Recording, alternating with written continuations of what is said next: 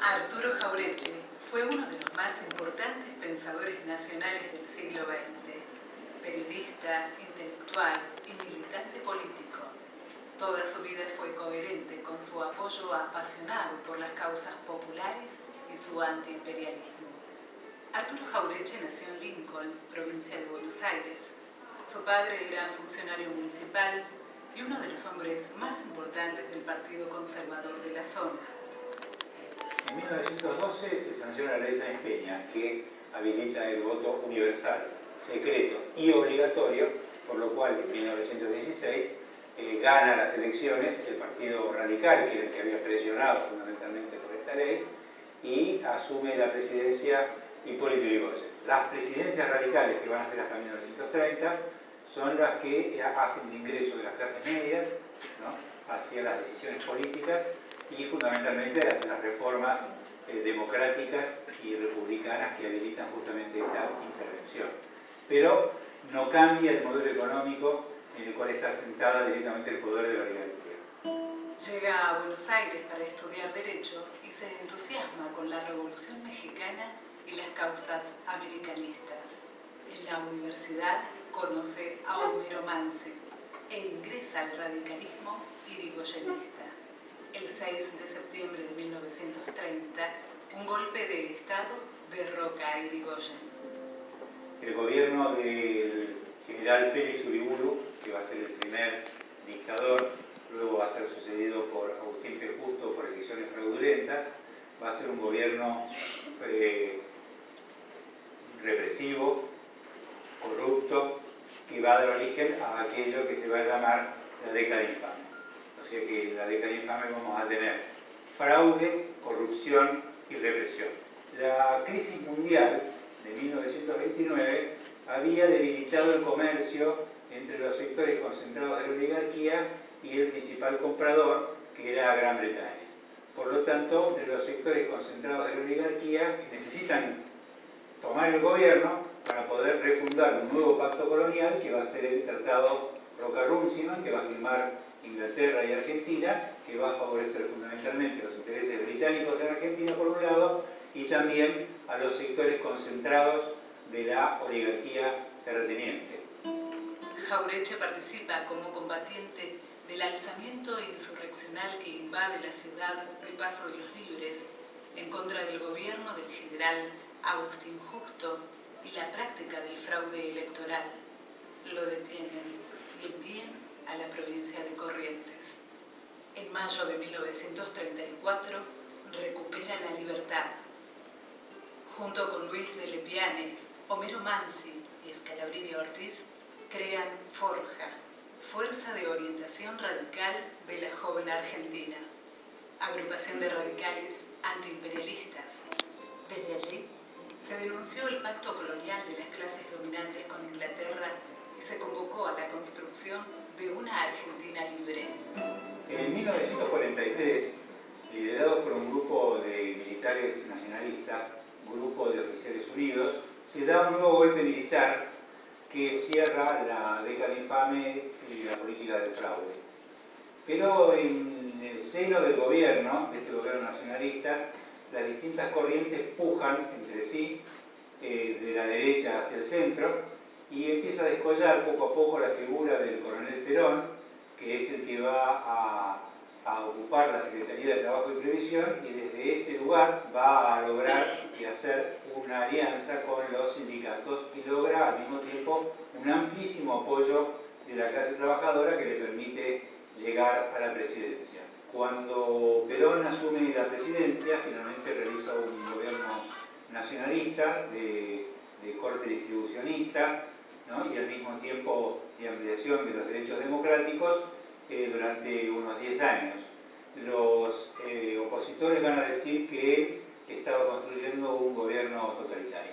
El grupo de Forja, fundamentalmente en aquel sector en el que estaba Jauretche y algunos otros, disuelven Forja porque creen que las ideas que ellos estaban llevando adelante las encarna el nuevo movimiento y se incorporan a él, se incorporan al peronismo. No así otra parte de Forja que permanece directamente en la Unión Cívica Radical y en la oposición a Perón. Es nombrado presidente del Banco de la Provincia de Buenos Aires en 1950. Se aleja del cargo por diferencias con Perón. El 16 de septiembre de 1955, un golpe cívico-militar derroca a Perón.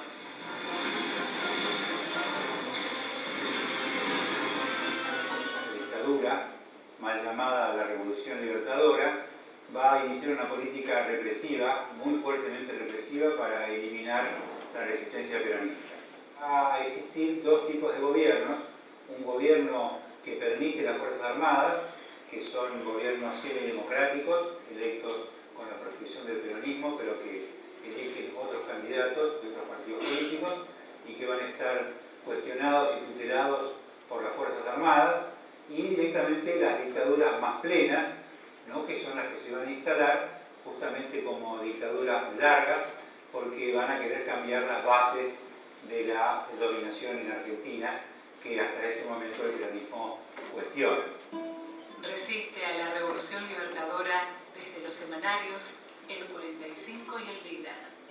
En 1956 se exilia en Montevideo.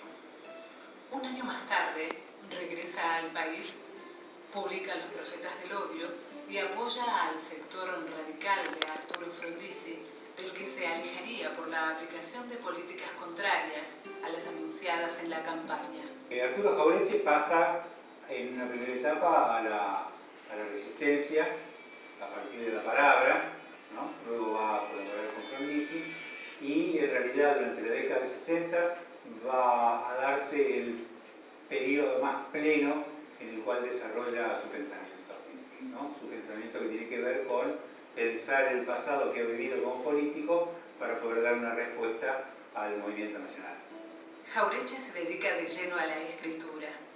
Indaga sobre el medio pelo y la ausencia de la burguesía nacional, la colonización pedagógica y la necesidad de pensar en nacional.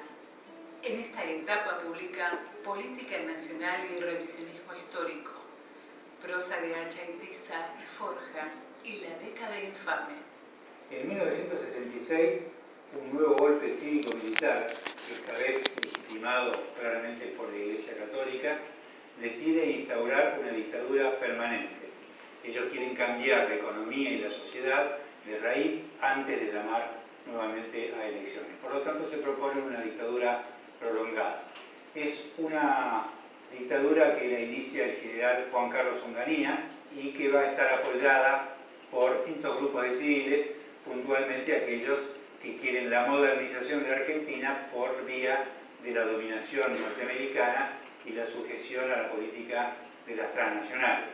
Esa dictadura prolongada da como consecuencia el hartazgo social de una parte importante de la sociedad argentina, que se ve reflejado en los levantamientos insurreccionales de fines de la década del 60, principios de los 70, como el Cordobazo o el Rosariazo, y que van a dar como consecuencia un retroceso de esta política de la dictadura de quedarse para siempre y el llamado a elecciones de 1973, que va a ganar nuevamente el peronismo después de 18 años de proscripción. En este momento Jauretche es un gran pensador que tiene un éxito editorial muy grande. La mayor parte de sus ideas son compartidas por importantes sectores de la juventud, de clase media, que son los que se levantan insurreccionalmente, ¿no? Y entonces hasta el fin de sus días va a tener el reconocimiento de que aquella lucha que él había tenido para conquistar las mentes de sectores de las clases medias se vea finalmente coronada con el éxito. Son años prolíficos para Jauretche. Publica algunos de sus artículos con el título De filo, contrafilo y punta, el medio pelo en la sociedad argentina. El libro se convierte en uno de los más leídos de la época.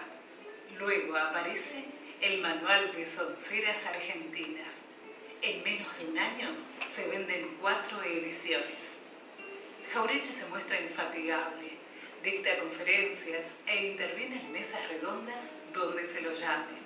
Se bate a duelo con el general Colombo, se afilia al Partido Justicialista y luego del triunfo del Frejuli en 1973 es nombrado presidente de la Editorial Universitaria de Buenos Aires, EUDEVA.